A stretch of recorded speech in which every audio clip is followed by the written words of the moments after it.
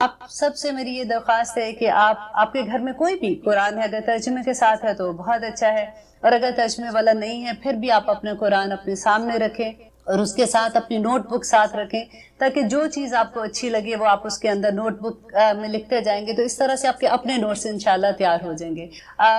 जब भी किसी से बात करती हूँ कुरान के बारे में या इसकी क्लासेस के बारे में बात होती है, तो यूजुअली लोग घबरा जाते हैं कि अब हमारी उम्र बड़ी हो गई है, अब हम क्या सीखेंगे, हमें याद नहीं रहता, हमारे लिए बड़ा मुश्किल है।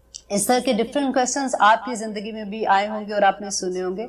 लेकिन देखिए, अल्लाह सुब्हाना ताला कुरान पाक में कहते हैं कि वलक़द यस्सरनल कुरआन लिज़िक्र हल मिन मुद्दक्किर, कि बेशक कुरान मैंने तुम्हारे लिए आसान कर दिया, है कोई सीखने वाला। अल्लाह की पुकार है कुरान में, और एक सूरत में अल्लाह ताला ने कोई 4 दफा यही आवाज लगाई है, और एक हम है कि शैतान हमें बहकाता रहता है, हमारे सीखने के काम नहीं है, तुम रहने दो इस बात को। देखिए, जब हम कुरान पढ़ते हैं और हम नाज़रा कुरान पढ़ते हैं ना, फॉर एग्जाम्पल हम रमज़ान में भी यूजुअली हर कोई पढ़ता है, हम एक रमज़ान में 5 भी कुरान ख़त्म कर लेते हैं, लेकिन क्या हमें समझ आती है? इल्ला माशाल्लाह बहुत से लोग हैं अल्हम्दुलिल्लाह जिनको समझ आती है। लेकिन यहाँ मैं बात कर रही हूँ आम लोगों की बात कर रही हूँ कि हमें कुछ समझ नहीं आती। मुझे जहाँ तक लगता है कि शैतान इतना खुश होता होगा कि अच्छी बात है, इनको लगा रहने दो, इनको समझ तो आनी कोई नहीं है, जब समझ नहीं आएगी तो ये अमल भी नहीं करेंगे। लेकिन अब बिलीव करें, द मोमेंट आप अंडरस्टैंड करने के लिए कुरान खोलते हैं ना, आप ये समझते हैं कि अब हमने कुरान को इल्म लेने के लिए खोलना है, हमने सीखना है कि इसमें अल्लाह सुब्हाना ताला ने क्या कहा है, तो फिर आपको इतना बिजी रखेगा, आज ये काम है, आज वो काम है, पहले ये कर लो, पहले वो कर लो। मैं आप लोगों को वार्न कर रही हूँ आज कि अगर आप वाकई कुरान का इल्म सीखना चाहते हैं ना, तो अभी से आऊज़ु बिल्लाहि मिनश शैतानिर रजीम ये बहुत ज्यादा पढ़ना शुरू करें और अपने आप को अल्लाह की पनाह में दे दें कि अल्लाह सुब्हाना ताला हम ये इल्म सीखना चाहते हैं। अब होता क्या है कि जब हम ये कुरान का इल्म सीखते हैं, अगर हम नहीं सीखेंगे तो हम अमल कैसे करेंगे? हमारे अमल वही होंगे जो हमने अपने माँ बाप से सीखे होंगे, नेबर से सीखे हैं, या हमें सोसाइटी ने सिखा दिए हैं, या हमने इधर उधर से पढ़ के सीख लिए होते हैं। लेकिन बकायदा इल्म हमें लेने के लिए बहुत जो टाइम चाहिए होता है, उसमें हमें यूजुअली ये होता है कि अभी हमें बिजी हैं, कई दफ़ा ये होता है जॉब कर रहे हैं, बच्चे छोटे हैं। अगर मैं किसी को ये भी बात कहती हूँ कि आप आए, तो कहती जी मसरूफियत बहुत है, तो मुझे ये लगता है अच्छा ये फालतू लोगों का काम है, जिनके पास कोई मसरूफियत नहीं वो कुरान का इल्म लेते हैं। अब देखिए कि अल्लाह सुब्हाना ताला अल्लाह पर कुरान पाक में नबी करीम सल्लल्लाहु अलैहि वसल्लम को क्या फरमा रहे हैं कि वलक़द मन्नल्लाहु अलल मोमिनीना, कि बेशक मैंने एहसान किया मोमिनों पर, इस बासा फीहिम रसूलन मिन अनफुसिहिम, कि मैंने उन्हीं में से रसूल को भेजा, यतलू अलैहिम आयातिही, कि वो तलावत करता है। सबसे पहला है तलावत करना, ठीक है, आयाती व युज़क्कीहिम। और सेकंड काम उसका क्या है? जब हमें कुरान की समझ आएगी तो हमारा तज़किया होगा, हमारा नफ्स पाक होगा, हमें पता चलेगा कि क्या चीज़ हमने करनी है, क्या नहीं करनी, अल्लाह सुब्हाना ताला किससे खुश होते हैं, हमारी ज़िंदगी का मकसद क्या है, हमें हर सवाल का जवाब वहाँ से मिल जाएगा। और तीसरी चीज़ कहते हैं अल्लाह सुब्हाना ताला वयुअल्लिमुहुमुल किताब, और उनको किताब की तालीम देते हैं। कुरान का मकसद एक सबसे बड़ा यह है कि उनको कुरान की तालीम देते, वल हिकमा, और उनको हिकमत सिखाते। देखिए, तालीम के लिए अगर नबी करीम सल्लल्लाहु अलैहि वसल्लम जब मदीना में आए थे तो सबसे पहले वहां पे हॉस्टल बना था, जहाँ पे जो सहाबा कराम सीखते थे उनको असहाबे सफ़ा कहते हैं, तो वो वहां पे आके तालीम दिया करते थे।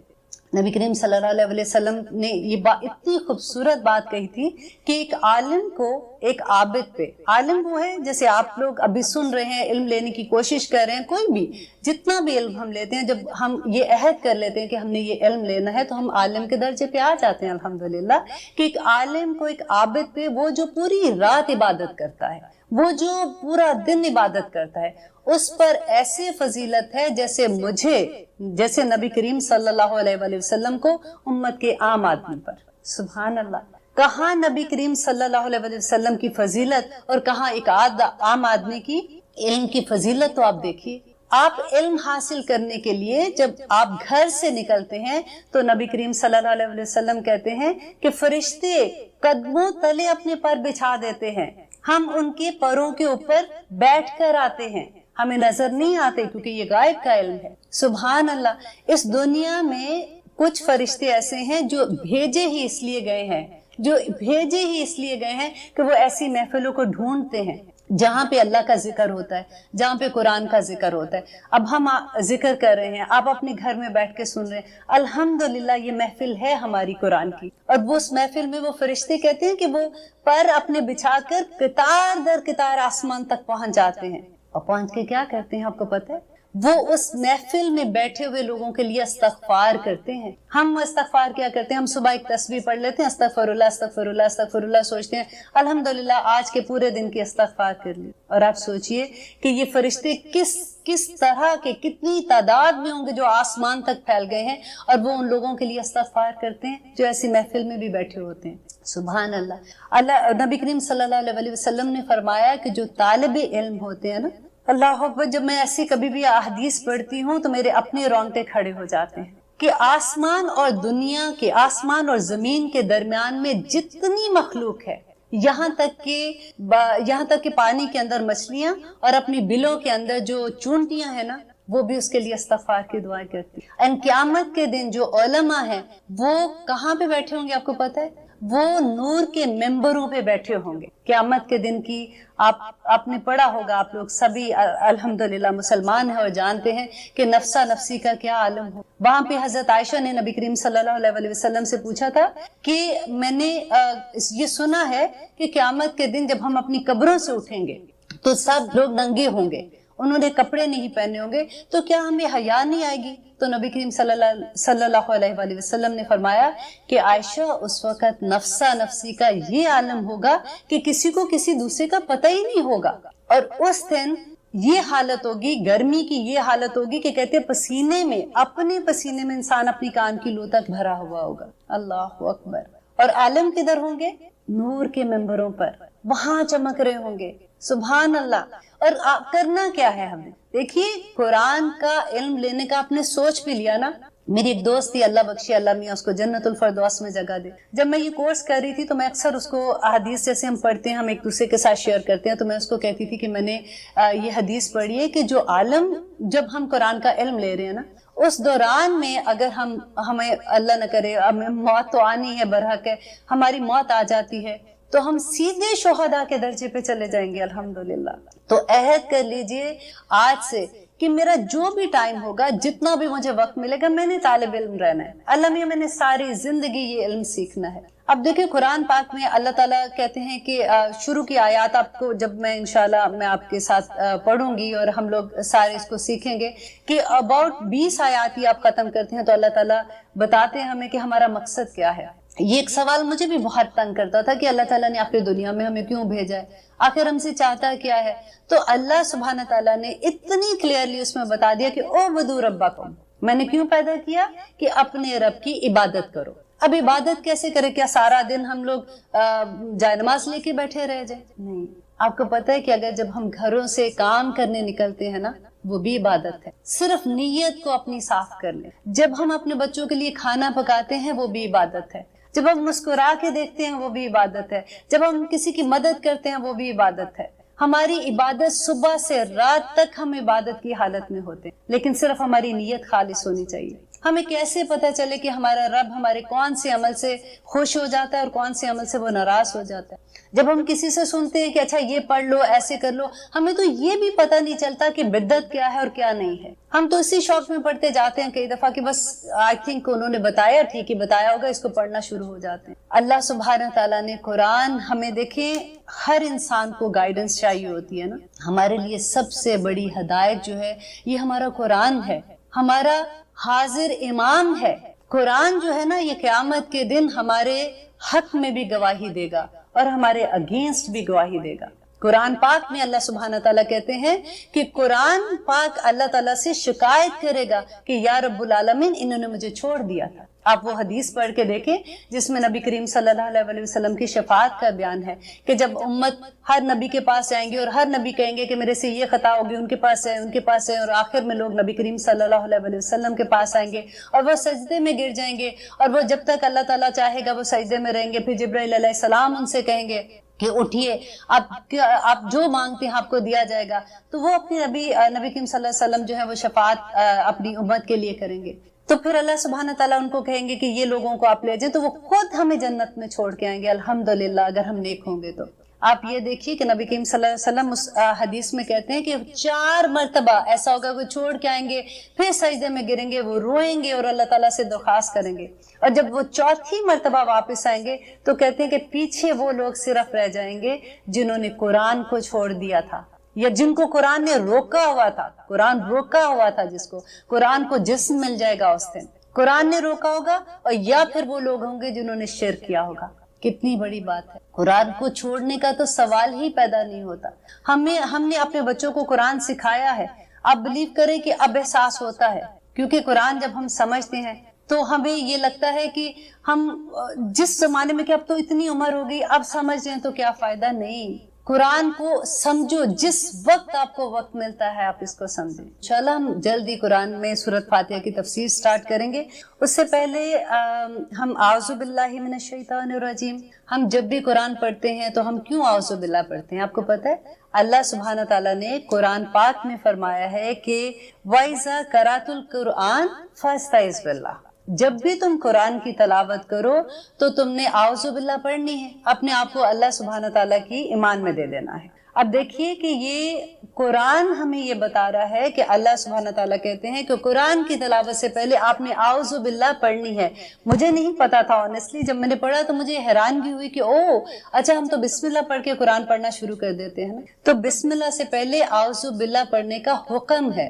ہم نے کیوں اعوذ باللہ پڑھنی ہے؟ اب یہ ہوتا ہے کہ ہم تو نیک کام کرنے جا رہے ہیں، ہم کون سا کوئی غلط کام کرنے جا رہے ہیں کہ اللہ سے کہیں کہ اللہ میاں بچانا، اس مصیبت سے بچانا، اس آفت سے بچانا، لیکن ہم تو قرآن پڑھنے جا رہے ہیں، کیونکہ شیطان جو ہے اس کو کسی صورت یہ پسند نہیں ہے کہ ہم قرآن کا علم لیں۔ آپ دیکھیے کہ ابلیس کون تھا۔ اب ہمیں اللہ سبحانہ تعالیٰ جب ہم سورۃ بقرہ پڑھیں گے نا، آپ بلیو کریں آپ کو اتنا مزہ آئے گا، آپ کو اتنا مزہ آئے گا کہ آپ کا دل ہی نہیں چاہے گا کہ کوئی آیت، جیسے اگر ہم فار ایگزامپل 5 آیات کریں گے نا تو آپ کو افسوس ہی رہے گا کہ ہاں یہ چھٹی بھی کاش آیت کو ہم لوگ آج کر لیتے۔ اتنا مزہ آتا ہے کیونکہ قرآن جو ہے نا وہ نزول کے حساب سے جیسے نازل ہوا تھا اس طرح سے قرآن کتاب کی شکل میں نہیں ہے۔ اور مجھے کبھی بھی پہلے سمجھ نہیں آتا تھا جب ہم سنتے تھے اچھا نازل ایسے ہوا تھا لیکن یہ کتاب کی شکل میں، تو واٹ از دا ریزن؟ لیکن جب آپ سورۃ بقرہ سٹارٹ کریں گے نا تو آپ کو اس کی بھی حکمت سمجھ آئے گی کہ اللہ سبحانہ تعالیٰ نے کیوں اس طرح سے ہمیں کتاب کی شکل میں دیا، اور کس طرح سے نزول فرق تھا اور کتاب کی شکل میں کیوں فرق ہے۔ اب دیکھیے اللہ سبحانہ تعالیٰ جو ہمیں بار بار وارن کر رہے ہیں کہ قرآن سٹارٹ کرنے سے پہلے اعوذ باللہ پڑھ لینا، تو یہ شیطان ہے کون، ہم اس سے کیسے بچیں، اور ہمیں کیوں بچنا ہے، اسے پتہ ہونا چاہیے نا، ہمیں اپنے دشمن کا تو پتہ ہونا چاہیے۔ اللہ سبحانہ تعالیٰ شروع میں سورۃ بقرہ میں بتا دیتے ہیں کہ شیطان جو تھا، یہ ایکچولی ابلیس جو تھا یہ جنوں میں سے تھا، اور وہ اتنا عبادت گزار تھا، یہ بڑی ڈرنے کی بات ہے، ذرا غور سے سنیے گا کہ یہ اتنا عبادت گزار تھا کہ اللہ سبحانہ تعالیٰ نے اس کو فرشتوں کے درجے پہ رکھا ہوا تھا، وہ ان میں آتا جاتا تھا، ان میں بیٹھتا تھا، اور کیونکہ عبادت اتنی کرتا تھا اللہ کے ڈیفینیٹلی فیورٹ بندوں میں ہوگا۔ اب ہوا کیا کہ جب آدم علیہ السلام کی تخلیق کا اللہ سبحانہ تعالیٰ نے سوچا اور اللہ تعالیٰ نے فرشتوں کو کہا کہ میں آدم بنانے والا ہوں اور میں وہ کریٹ کرنے والا ہوں، تو فرشتوں نے جو اللہ تعالیٰ کے ساتھ بات کی، یہ انشاءاللہ سورۃ بقرہ کے شروع میں آ جائے گا آپ کو، اس لیے میں ابھی وہ پورا قصہ نہیں بتاتی ہوں۔ تو جو ابلیس تھا نا، اس نے اللہ تعالیٰ نے جب ان کو کہا کہ آدم کو سجدہ کرو، تو فرشتوں نے تو سجدہ کر لیا، وہ فوراً سمعنا و اطعنا کہ انہوں نے سنا اور انہوں نے اطاعت کر دی، لیکن ابلیس نے سجدہ نہیں کیا۔ آپ کو پتہ ہے وجہ کیا تھی؟ کہ آدم علیہ السلام کو اللہ تعالیٰ نے نام سکھا دیے، ٹھیک ہے، علم کی بنا پہ آدم کو فضیلت ملی تھی، اور ابلیس نے کیا کیا تھا؟ ایک سجدے سے انکار کیا تھا، صرف ایک سجدے سے۔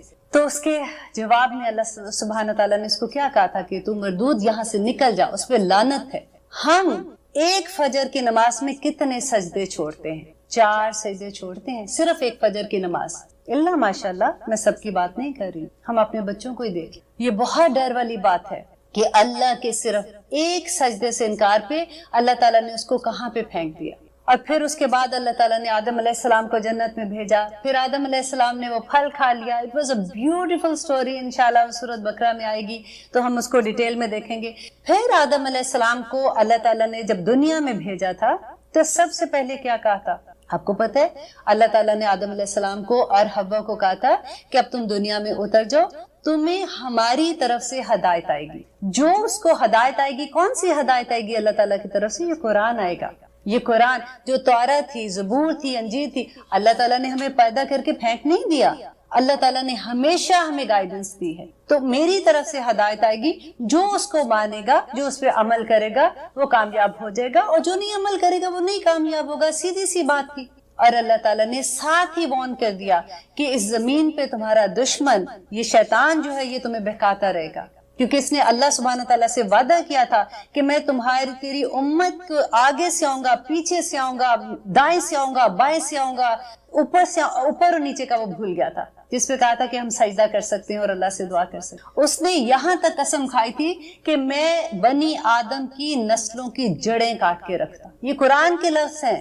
آپ اللہ سے اس کا مکالمہ جو ہے وہ پڑھیں گے تو آپ کو پتہ چلے گا کہ اس نے کتنی شدت سے کہا تھا کہ میں کس طرح سے ان پہ حملہ کروں گا. اللہ تعالیٰ نے کہا تھا کہ تو نے جو کرنا ہے تو کر، لیکن میرے متقی لوگ جو ہیں، میرے پرہیزگار لوگ ہیں، ان کا تو کچھ نہیں بگاڑ سکتا. یہ بڑی خوبصورت بات ہے. پتہ دل کو ایک چین بھی پڑ جاتا ہے کہ الحمدللہ اگر ہم کوشش کر رہے ہیں نا، ہم اللہ تعالیٰ کے راستے میں بھاگنے کی کوشش کر رہے ہیں، اللہ تعالیٰ کو منانے کی کوشش کر رہے ہیں، الحمدللہ اللہ تعالیٰ ہمیں اپنے متقی لوگوں میں قبول کر لے تو پھر ہمارا شیطان کچھ نہیں بگاڑ سکے گا انشاءاللہ. لیکن شیطان ہمیں وسوسے ڈالتا رہتا. قل اعوذ برب الناس کیا ہے؟ قل اعوذ برب الفلق کیا ہے؟ اللہ تعالیٰ نے کہا کہ ایوری نائٹ پڑھو، اپنے اوپر دم کرو. نبی کریم صلی اللہ علیہ وسلم اپنے ہاتھ پہ پھونکتے تھے، جہاں تک ہاتھ جاتا تھا وہ اس کو اپنے جسم پہ لگاتے تھے، دم کرتے تھے تاکہ شیطان سے میں دور رہوں. اور یہی امت کو سکھایا، کیونکہ نبی کریم صلی اللہ علیہ وسلم کا ہر عمل ہی امت کے لیے تھا، امت کو سکھانے کے لیے تھا. تو شیطان کے حملے سے بچنے کے لیے ہمیں قرآن کا علم، تو ہمیں جب پتہ ہوگا تو ہم کریں گے نا یہ ساری چیزیں. قرآن کا سفر جو ہے نا، دیکھیں جیسے آپ یہ دیکھیں سائن بورڈ ہوتے ہیں. اب میں نے یہاں سے، اگر میں اسٹوڈیو میں ہوں اس وقت، میں نے یہاں سے اپنے گھر جانا ہے، مجھے راستہ فار ایگزامپل نہیں آتا، میں پہلی دفعہ جا رہی ہوں، تو میں کیا کہوں گی؟ سائن بورڈ پڑھوں گی، اچھا یہاں سے جانا ہے اور میں اپنے گھر پہنچ جاؤں گی. لیکن جب میں سائن بورڈ ہی نہیں دیکھوں گی، مجھے پڑھنا ہی نہیں آ رہا سائن بورڈ کو، تو میں کیسے گھر پہنچوں گی؟ ایک سائن بورڈ مجھے اگلی راستے کا پتہ دیتا ہے نا. اسی طرح قرآن کا ہر آیت آپ سوچ لیں ایک سائن بورڈ ہے جو جنت کے راستے کی طرف ہمیں لے کے جا رہی ہے. اور یہ راستہ اتنا خوبصورت راستہ ہے جس کی کوئی حد نہیں، اور اتنا آسان راستہ ہے کہ میں آپ کو بتا نہیں سکتی ہوں.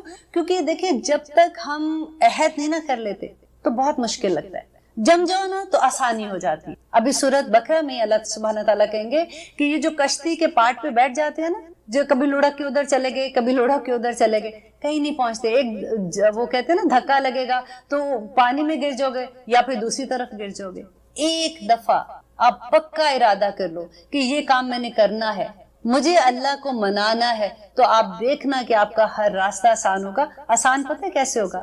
نمبر ایک یہ کہ آپ پہ اللہ تعالیٰ آپ کو اپنی انشاءاللہ مدد بھیج دیں گے. فرشتے ہیں اللہ تعالیٰ کے اس کائنات میں. اللہ تعالیٰ کہتا ہے کہ جس بندے سے اللہ سبحانہ تعالیٰ محبت کرتے ہیں نا، اللہ تعالیٰ جبرائیل علیہ السلام کو 7 آسمان کے اوپر کہتے ہیں کہ جبرائیل میں اس بندے سے محبت کرتا ہوں، تو بھی اس سے محبت کر. اور جبرائیل علیہ السلام آسمان کے فرشتوں کو کہتے ہیں کہ اس سے اللہ میاں محبت کرتے ہیں، تم بھی اس سے محبت کرو. اور آسمان کے فرشتے زمین کے فرشتوں کو کہتے ہیں، اور زمین کے فرشتے جو اس بندے کے اراؤنڈ لوگ ہوتے ہیں ان میں وحی کر دیتے ہیں، کان میں القاء کر دیتے ہیں، ان کو بتا دیتے ہیں کہ اس بندے سے محبت کرو. کئی دفعہ ہمیں حیرت نہیں ہوتی کہ ہم اس بندے کو تو جانتے ہی نہیں ہیں، یہ ہمیں کتنی محبت سے ملا ہے. اور بہت دفعہ ایسے آپ کو ہوگا کہ اجنبی لوگ آپ سے محبت کر رہے ہوتے ہیں، آپ کو پیار سے دیکھ رہے ہوتے ہیں، آپ سے اخلاق سے بات کرتے ہیں، تو آپ سمجھ لیں کہ اللہ سبحانہ تعالیٰ کو آپ پسند آ گئے. بڑا خوبصورت راستہ ہے. ایک دفعہ آپ چل کے دیکھیں، آپ بلیو کریں شروع میں کیا ہوتا تھا، مشکل پتہ ہے کیا ہوتی ہے؟ چلنا تو آسان ہے کہ انسان چلا جاتا ہے، کیونکہ پھر جب ہم چلتے ہیں نا تو یہاں پہ ایک آگ لگتی کہ جو میری اولاد ہے، جو میرے گھر والے ہیں، جو میرے اراؤنڈ ہیں، جو میری فیملی ہے، میرے بہن بھائی ہیں، وہ اس لیول پہ نہیں آ رہے ہوتے نا، جب تو بڑی تکلیف ہوتی. میری ٹیچر ہمیں یہ کہا کرتی تھی کہ ضد کر لو اور جو آیت آپ پڑھ رہے ہو, جو آیت آپ سیکھ رہے ہو, اس کو اپنے اوپر ڈھالو, اور ایک دن وہ آئے گا کہ تم سرپرائز ہو جاؤ گے کہ کس طرح سے آپ کے اراؤنڈ لوگ جو ہیں وہ بدلنا شروع ہو جائیں گے, آپ کے گھر والے بدلنا شروع. آپ کو پتہ ہے یہ ہمارا اپنے بہانے ہوتے ہیں کہ میرا میاں نہیں مانتا, میرے بچے یہ کہتے ہیں, میرا فلاں یہ کہتا ہے, کیونکہ ہم نے کرنا نہیں نہ ہوتا تو ہمیں بہانہ مل جاتا ہے, اور یہ بڑا آسان ہوتا ہے کہ ہم کسی اور کے اوپر ڈال دیں. لیکن جب آپ اپنے دل سے اپنے رب کو خوش کرنا چاہو گے نا تو بہت آسانیاں ہیں, اور یہ راستے میں کوئی مشکل کیا ہوگی. لیکن نیکی کرنے میں, اچھا کام کرنے میں آپ کو کون برا کہے گا؟ کوئی بھی برا نہیں کہے گا. تو اللہ بھی راضی ہو جاتا ہے اور دنیا بھی راضی ہو جاتی ہے. لیکن ہمیں یہ پتا تو ہو کہ راضی کرنا کیسے ہے, رائٹ؟ راضی کرنا کیسے ہے؟ اللہ سبحانہ تعالیٰ نے پورا قرآن, ہم کہتے ہیں جی اہدنا الصراط المستقیم, پڑھتے ہیں نا سورت فاتحہ میں ہم پڑھیں گے, بڑی خوبصورت سورت ہے یہ. ہم کہتے ہیں کہ اہدنا الصراط المستقیم, اللہ تعالیٰ ہماری دعا قبول کرتے, پورا قرآن ہمارے آگے رکھتے ہیں کہ یہ ہے قرآن, یہ ہے ہدایت, اب لو ہدایت اور اس راستے پہ چلو.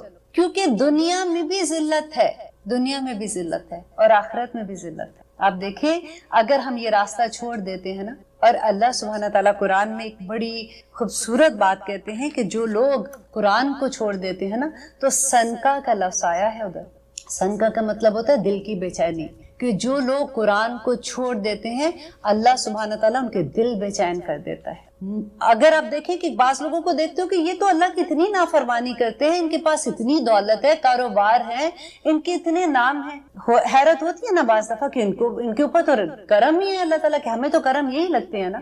لیکن آپ یہ دیکھیں کہ اللہ سبحانہ تعالیٰ قرآن میں کہتے ہیں کہ دنیا کی حقیقت اللہ تعالیٰ کے سامنے ایک مچھر کے پیر کے اوپر جو اس کی جوں ہوتی ہے نا, ایک چھوٹا سا کیڑا ہوتا ہے, اس کے برابر بھی نہیں ہے. اتنی حقیر چیز ہے, اللہ سبحانہ تعالیٰ یوں ہی دے دیتے ہیں. رحیم ہے نا, رحمان ہے, رحیم ہے, اللہ تعالیٰ یوں ہی دے دیتے ہیں. اور اصل جو دولت ہے وہ ہدایت کی دولت ہے. جو اللہ سبحانہ تعالیٰ جس کو ہدایت کی دولت دے دیتا ہے اس کے ادھر چین ڈال دیتا ہے. آپ بلیو کریں, کبھی آپ جب جو بھی الحمدللہ ڈیفینیٹلی ہم مسلمان اس راستے پہ ہیں, جب آپ اللہ کو راضی کرنے والے بن جاتے ہیں, ایک محنت کرتے ہیں اس کو راضی کرنا ہے, تو اللہ سبحانہ تعالیٰ ایسی ایسی خیالات دل میں ڈالتا ہے. کئی دفعہ ہوتا ہے کہ آپ صبح سو کے اٹھیں گے تو something is dancing, اندر سے لگتا ہے کہ آج میں کیوں خوش ہوں, کوئی ایسی نیوز بھی نہیں آئی ہے, کوئی ایسی بات بھی نہیں کی, تو آج میں کاہے کو خوش ہوں اتنی. تو پھر ایک دم سے احساس ہوتے کہ او مائی گاڈ, اللہ سبحانہ تعالیٰ نے مجھے یہ ایک نعمت عطا کی, آج دل کے اندر چین ہے. اور کبھی ایسا ہوتا ہے کہ آپ پریشان ہیں نا, بہت پریشان ہے, تو آپ کو ایک دم سے لگتا ہے کہ میں نے کیا ایسی حرکت کی ہے کہ اللہ تعالیٰ مجھ سے ناراض ہو گیا. تو نبی کریم صلی اللہ علیہ وسلم نے فرمایا کہ جب بھی انسان اللہ کی نافرمانی کرتا ہے نا تو اس کی سب سے چھوٹی, ویسے تو اس کی دوسری سزائیں بھی ہیں, لیکن اس کی سب سے چھوٹی سزا یہ ہے کہ اللہ تعالیٰ اس کے جو ماتحت لوگ ہوتے ہیں اللہ تعالیٰ اس کو اس کا نافرمان کر دیتا ہے. کتنی ڈر والی یہ بات ہے. ہمارے ماتحت کون ہیں؟ ہماری اولاد, رائٹ؟ اگر آپ بزنس کرتے ہیں تو آپ کے جو امپلائیز ہوں گے وہ ہوں گے, اگر آپ کہیں پہ مینیجر ہے تو آپ کے انڈر جو لوگ کام کر رہے ہوں گے. اور سب سے خطرناک بات مجھے جو لگتی ہے کہ ہمارے اندر تو ہماری اولاد ہے نا, جب ہماری اولاد ہماری نافرمانی کرتی ہے تو فوراً رک کے سوچیں کہ ہم نے اپنے رب کی نافرمانی کدھر کی ہے, کیونکہ یہ سزا اللہ سبحانہ تعالیٰ کی طرف سے ہے. اور اس کے بعد آتے ہیں ہم بسم اللہ الرحمن الرحیم. ہم قرآن شروع کر رہے ہیں انشاءاللہ. آج تو مجھے لگتا ہے کہ الحمدللہ تک نہیں پہنچ پائیں گے, لیکن انشاءاللہ نیکسٹ پروگرام سے, کیونکہ اعوذ باللہ کی ڈیٹیل بتانا بھی ضروری تھی. اب بسم اللہ الرحمن الرحیم کی ہم بات کرتے ہیں کہ اتنی ڈیٹیل ہوتی کہ میں آپ کو سب سے پہلے تو بسم اللہ کے بارے میں یہ بتا دوں کہ حضرت علی کہتے ہیں کہ اگر میں الحمد کی صرف تفسیر ہی لکھنے لگوں تو 7 اونٹ جتنا بوجھ اٹھا سکتے ہیں نا, اتنا لکھوں کہ وہ بوجھ بھی ان کے لیے کم ہو جائے. اتنی وہ تفسیر ہے, لینتھی لکھتے ہیں. بسم اللہ کی صرف بی پر ایک روایت میں آتا ہے کہ بسم اللہ کی بی پر وہ بات کر رہے تھے عشاء کی نماز کے بعد، اور فجر کی اذان ہو گئی اور وہ بسم اللہ کی بی کو ہی ایکسپلین کرتے رہے. یہ اتنا بڑا علم ہے. ہم تو صرف ترجمہ پڑھ کے خوش ہو جاتے ہیں نا، اور آپ بلیو کریں کہ جو اردو کا ترجمہ ہے نا وہ بالکل اس سے انصاف نہیں کرتا. وہ تو صرف ایک ہوتا ہے کہ انڈرسٹینڈنگ کے لیے ہوتا ہے کہ عربی زبان کی فصاحت و بلاغت اگر آپ دیکھیں گے جب آپ کو سمجھ آنی شروع ہوگی انشاءاللہ. جیسے میرے اسٹوڈنٹ ہیں، میں مریم مسجد میں ہیوسٹن میں کلاس لیتی ہوں. ایوری فرائیڈے کو میری کلاس ہوتی ہے 11:30 سے 1:30. تو میں نے اپنے اسٹوڈنٹ کو یہی کہا ہے کہ دیکھو اگر ایک سپارہ میرے ساتھ ایمانداری سے کر لو اور انشاءاللہ اگلے سپارے میں تم مجھے پڑھا رہے ہوگے، کیونکہ اتنا مزہ آتا ہے اس کو سیکھنے کا. اور انشاءاللہ میں آپ لوگوں سے بھی یہی وعدہ کرتی ہوں کہ میں پوری کوشش کروں گی کہ آپ لوگوں کو بھی اتنا اس قابل کر دوں کہ آپ لوگ کے پاس اگر ترجمے والا قرآن نہیں ہے تو تب بھی آپ قرآن کو ترجمہ اور تفسیر کر سکیں. تفسیر یہی ہوتی ہے کہ اللہ جو بھی آیت ہے آپ کو اس کی انڈرسٹینڈنگ ہو جائے. قرآن اتنا آسان ہے، اتنا آسان ہے. آپ دیکھیں کہ اس میں 65% ورڈز جو ہیں وہ اردو کے ہیں. پورے قرآن میں آپ دیکھ لیں 65% ورڈز بہت بڑے زیادہ لفظ ہیں، کیونکہ اردو کے بہت سے لفظ ایسے ہیں جو عربی اور اردو کے ایک جیسے ہیں. اس کے علاوہ رپیٹ لفظ ہیں، جیسے آپ کہہ دیں پروناؤن جن کو ہم کہتے ہیں نا، الذی، ذالکا، ہو، ہما، ہم، پروناؤن جیسے آتے ہیں نا، وہ سارے کے سارے جو ہیں وہ ریپیٹ ہوتے جائیں گے. اتنے ریپیٹ ہوتے ہیں کہ تھوڑی سی آیات کے بعد آپ کے دماغ میں بیٹھنا شروع ہو جاتے ہیں. اور وہ جو ہے وہ اباؤٹ آپ کہہ لیں کہ 20% ہے وہاں قرآن میں. اور جو نئے لفظ ہیں پہ کتنے بچتے ہیں؟ اونلی 15%. تو آپ کو محنت کس پہ کرنی ہے؟ 15% پہ بس، اور آپ کو پورا قرآن آ جائے گا انشاءاللہ. ایک سپارہ ختم ہوگا نا پھر ہم بات کریں گے، ٹھیک ہے؟ اب ہم بات کر رہے تھے بسم اللہ الرحمن الرحیم. جابر علیہ السلام فرماتے ہیں کہ جب یہ آیت نازل ہوئی، جب بسم اللہ الرحمن الرحیم نازل ہو رہی تھی تو بادل مشرق کی طرف سے چھٹ گئے، ہوائیں ساکن ہو گئی، جانوروں نے بھی کان لگا لیے، شیاطین پر آسمان سے شعلے گرنے لگے. پروردگار عالم نے اپنی عزت و جلال کی قسم کھا کے کہا کہ جس چیز پر میرا یہ کلمہ پڑھا جائے گا میں اس میں ضرور برکت ڈال دوں گا، ضرور برکت ڈلے گی. دیکھیں ہم ہر کام کے شروع کرنے سے پہلے بسم اللہ پڑھنی ہے. خطبہ شروع ہونے سے پہلے، وضو کرنے سے پہلے، اگر آپ وضو کرنے سے پہلے بسم اللہ نہیں پڑھتے آپ کا وضو ہی باطل ہو جاتا ہے. جانور کو ذبح کرتے ہوئے، کھانا کھاتے ہوئے، پانی پیتے ہوئے، ہر چیز سے پہلے آپ کو بسم اللہ پڑھنی ہے. اور ایک بڑی خوبصورت روایت میں پڑھی تھی کہ کیسر روم تھے، انہوں نے حضرت عمر کو لکھ کے بھیجا کہ میرے سر میں بہت درد ہوتی ہے، مجھے کچھ بتائیں میں کیا پڑھوں. تو حضرت عمر نے ان کو ایک ٹوپی بھیجی، اور اس کو ٹوپی کے اندر جب وہ پہن لیتے تھے ان کی درد ٹھیک ہو جاتی تھی، جب اتارتے تھے ان کی درد پھر ویسے ان کو ہونا شروع ہو جاتی تھی. ایک دفعہ انہوں نے کہا کہ میں دیکھوں تو صحیح کہ آخر اس ٹوپی کے اندر کیا ہے. انہوں نے وہ سلائی جیسے ہوتی ہے نا ان کی کھولی، تو اس کے اندر بسم اللہ الرحمن الرحیم لکھا ہوا تھا. دیکھیں یہ اعتقاد کی بات ہے، یہ یقین کی بات ہے. اور اس کے علاوہ ایک اور میں نے روایت جب پڑھی تھی کہ خالد بن ولید کی، اور اتنی بڑی یہ روایت تھی کہ خالد بن ولید کو ایک دفعہ کفار نے کہا کہ تم اتنا کہتے ہو، تم قرآن کی بات کرتے ہو، اپنے اللہ کی بات کرتے ہو، تمہارا رب نے اگر تمہیں بچانا ہے ہمیں بتا، یہ کر کے تو دکھاؤ، ہمیں یہ کر کے دکھاؤ، اگر تم زہر پی لیتے ہو تو تم زندہ بچ جاؤ گے کیا؟ تو خالد بن ولید نے زہر منگوایا، بسم اللہ الرحمن الرحیم پڑھی اور پی گئے، اور پھر بھی وہ وہاں پہ سلامت کھڑے رہے. یہ ہوتا ہے یقین کا. اب آپ نہ کہیں شروع کر دینا، لیکن الحمدللہ اللہ کرے کہ ہمارا یقین اس لیول تک آ جائے. دیکھیے جب حضرت علی کو ایک دفعہ ان کو درد ہو رہی تھی کہ کہتے تیر لگ گیا تھا پاؤں میں، تو انہوں نے کہا تھا کہ جب میں نماز کی حالت میں ہوں گی تو تب نکالنا، کیونکہ اس وقت میں اپنے اللہ سے گفتگو کر رہا ہوتا ہوں، اس وقت میں اتنا مگن ہوتا ہوں کہ مجھے اس تکلیف کا احساس نہیں ہوگا. اور ہم اپنی نمازیں دیکھیں، اللہ سبحانہ تعالیٰ سے ہم دعا کرتے ہیں کہ اللہ ہمیں وہ خشوع دے دے. وہ کیسے آئے گا؟ وہ ایسے ہی آئے گا جب ہمیں اپنے رب کی پہچان ہوگی، جب ہم اسے جانیں گے وہ ہے کون، وہ رحمان ہے، رحیم ہے، کریم ہے، ذوالجلال والاکرام ہے. ہمیں کیسے پتا چلے گا کہ یہ ساری اتنی اس کی صفات جو ہے، جب ہم ان کو جانیں گے کہ وہ رب کون ہے جو ہم پہ اتنے کرم کر رہا ہے، تو تبھی اس کی ہیبت بھی ہوگی، اس سے محبت بھی ہوگی. رائٹ؟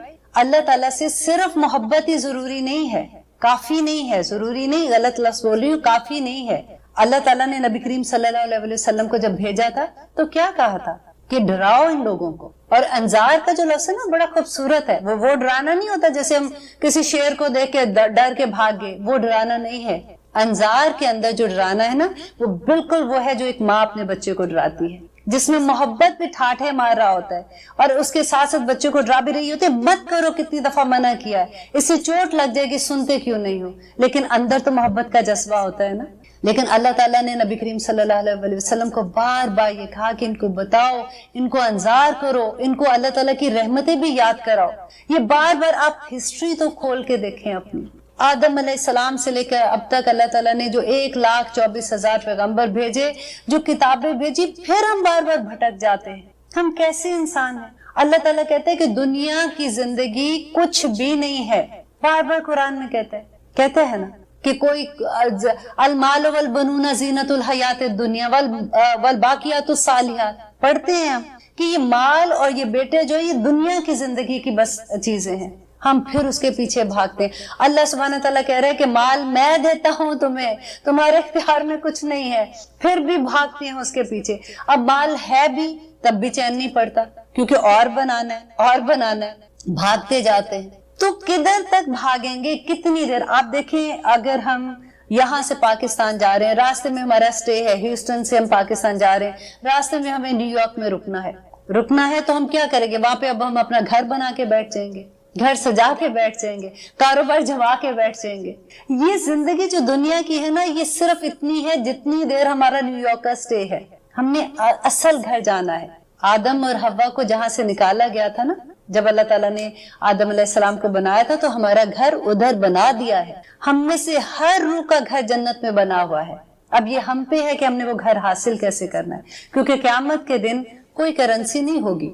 قیامت کے دن دیکھیں, ہم جب حاصل کریں گے کوئی چیز تو کس سے حاصل کریں گے؟ اپنے اعمال سے کریں گے نا. وہاں پہ کرنسی ہمارے اعمال ہوں گے. اگر ہمارے اعمال نہیں ہوں گے تو ہم کیسے, کتنے دیکھیں وہ دو ہی چیزیں, ایک جنت ہے اور ایک دوزخ ہے. درمیان کا کوئی راستہ نہیں کہ اللہ سبحانہ تعالیٰ تھوڑی سی غلطیاں ہو گئی تھی, اب یہ والی تو آپ معاف نہیں کر رہے جو بھی ریزن سے, چلے ہمیں یہاں پہ درمیان میں بٹھا دیں, دوزخ میں نہیں جانا, درمیان میں بٹھا دیں. نہیں ہوگا ایسے.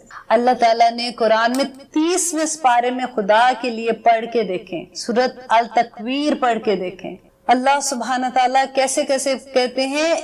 سورۃ آبسہ میں اللہ سبحانہ تعالیٰ کہہ رہے ہیں یوم یفر المرء من اخیہ وامہ وابی وصاحبتہ وابی. تو اللہ تعالیٰ کہتے ہیں کہ اس دن یفر, بھاگے گا آدمی اپنے بیٹے سے, اپنی بیوی سے, اپنی ماں سے, اپنے بیٹے, اپنے بھائیوں سے, اپنی بہنوں سے, ہر رشتے کو اللہ تعالیٰ نے کہا ہے کہ وہ بھاگے گا. کیوں بھاگے گا؟ اگلی آیت میں اللہ تعالیٰ نے کہا ہے کہ لِكُلِّ امْرِئٍ يَوْمَئِذٍ شَأْنٌ يُغْنِيهِ, کہ اس دن بے پرواہ ہو جائے گا ہر رشتے سے. ہمیں یقین نہیں آتا نا, کیونکہ ابھی تو ہمارے اندر رحم کا جذبہ ہے. ہم کہتے ہیں ایسے کیسے ہو سکتا ہے کہ ہم اپنے بچے کو ایسے آگ میں پھینک دیں گے؟ ایسے کیسے ہوگا کہ اللہ تعالیٰ کہے گا قیامت کے دن ہم اپنے دودھ پیتے ہوئے بچوں کو زمین پہ پھینک کے آگے بھاگیں گے؟ ہمارا بچہ ہمارے پاس آ گیا, ہم کہیں گے پیچھے ہو جا, ہم نہیں جانتے. اس لیے کہ قیامت کے دن اللہ سبحانہ تعالیٰ رحم کے جذبے ہمارے اندر سے اٹھا لے گا. ہمارا جو یہ رشتہ ہوتا ہے نا ایک دوسرے کے ساتھ, بچوں کے ساتھ, خاوند کے, بہن بھائیوں, لوگوں کے, انسانوں کے ساتھ, یہ رحم کا جذبہ ہے. جب رحم کا جذبہ ہی اٹھ جائے گا تو کیسے پہچانیں گے کسی ایک کو؟ ہمیں تو اپنی نبیوں کو, نبی کہیں گے نفسی نفسی اس دن. ہم تو اپنے عمل دیکھ رہے ہوں گے نا, کوئی بچانے کے لیے نہیں آئے گا. آپ پڑھ کے دیکھیں قیامت کے جو نقشے 30ویں سپارے میں اللہ تعالیٰ نے بتا دیے ہیں, رونگٹے کھڑے ہو جاتے ہیں. ہم آسانی سے کہہ دیتے ہیں اللہ رحمان رحیم میں کچھ نہیں ہونا. اس دن اللہ نے کہنا چلو کوئی بات نہیں بخشی جب, اب کیا سارا وقت یہی کرتے رہے, رائٹ؟ اب سارا دن کیا یہی کرتے رہے, اب ہم نے اور کام بھی کرنے ہیں. بھئی اور کام کرو, وہ بھی عبادت ہے, لیکن اپنی نیتیں تو دیکھ لو نا کہ کس لیے کر رہے ہو. اللہ سبحانہ تعالیٰ کہتے ہیں کہ چگلی نہ لگاؤ, وہ کسی کو تنگ نہ کرو, کسی کے بارے میں جھوٹ نہ بولو. ہم کیا کرتے ہیں کہ ہم جو بھی کام کرتے ہیں نا, ہمیں اتنی عادت پڑ گئی, ہمیں پتہ ہی نہیں چلتا کہ ہم کر کیا رہے ہیں. इतनी खूबसूरत आयात हैं, एक एक आयत को आपके पूरी कायनात को भी तोड़ लोगे उसमें तो वो कम हो जाएगी उसके लिए। अल्लाह ताला कहते हैं कि इसलिए झूठ ना बोलो कि तुम दूसरे पे जुल्म ना करो, इसलिए चुगली ना करो कि दूसरे पे जुल्म ना करो, इसलिए बहतान ना लगाओ कि दूसरे पे जुल्म ना करो, क्योंकि वो जो मजलूम है ना उसकी आह अल्लाह सुब्हानहू तआला उस वक्त सुनता है जब सारी कायनात भी सोई होती है। अल्लाह ताला उसके साथ होता है। अल्लाह ताला हमें गाइड कर रहा है कि किस तरह से तुमने दुनिया में चल